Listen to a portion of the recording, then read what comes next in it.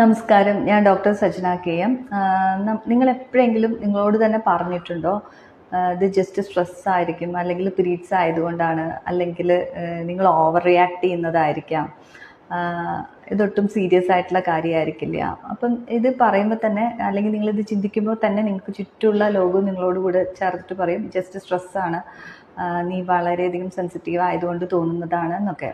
എന്തുകൊണ്ടാണ് നമ്മൾ സ്ത്രീകൾ നമ്മുടെ ശരീരത്തെ പറ്റിയിട്ട് ഇത്രയും അറിഞ്ഞിട്ടും നമ്മൾ എങ്ങനെ നമ്മുടെ ബുദ്ധിമുട്ടുകളെ നമ്മൾ മനസ്സിലാക്കാത്തത്, അല്ലെങ്കിൽ നമ്മൾ വേദനയിൽ നമ്മുടെ ക്ഷീണമൊക്കെ കൂടി ഒന്നും കൂടി പുഷ് ചെയ്തിട്ട് വീണ്ടും മുന്നോട്ട് നീങ്ങുന്നത്?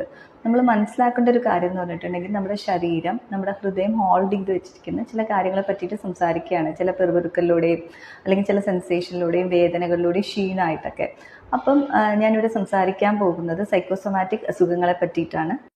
അപ്പം ഈ സൈക്കോസൊമാറ്റിക് അസുഖങ്ങൾ എന്ന് പറയണത് തലയിൽ മാത്രം നടക്കുന്ന കാര്യമാണെന്ന് വിചാരിക്കരുത്. ഇത് ഈ ലക്ഷണങ്ങൾ, അത് എന്ത് വേദനയായാലും മറ്റു തരത്തിലുള്ള ബുദ്ധിമുട്ടുകളായാലും ഒക്കെ റിപ്പോർട്ട്സ് നോർമൽ ആണെങ്കിലും അത് ഡ്രാമയല്ല, അഡ്രസ്സ് ചെയ്യപ്പെടേണ്ടതാണ്. അപ്പം നമ്മൾ ഈ സീരീസിലൂടെ സംസാരിക്കുന്നത് സ്ത്രീകളുടെ ആരോഗ്യ പ്രശ്നങ്ങൾക്ക് പുറകിലുള്ള ഒരു ഇമോഷണൽ ലെയർ, ഒരു വൈകാരിക തലത്തെ പറ്റിയിട്ടാണ്. എപ്പോഴെങ്കിലും നിങ്ങൾക്ക് ജീവിതത്തിൽ നിങ്ങൾ സ്വയം തന്നെ നിങ്ങളുടെ ബുദ്ധിമുട്ടുകളെ റദ്ദ് ചെയ്തു എന്ന് തോന്നുന്നുണ്ടെങ്കിൽ നിങ്ങൾ ഒറ്റയ്ക്കല്ല.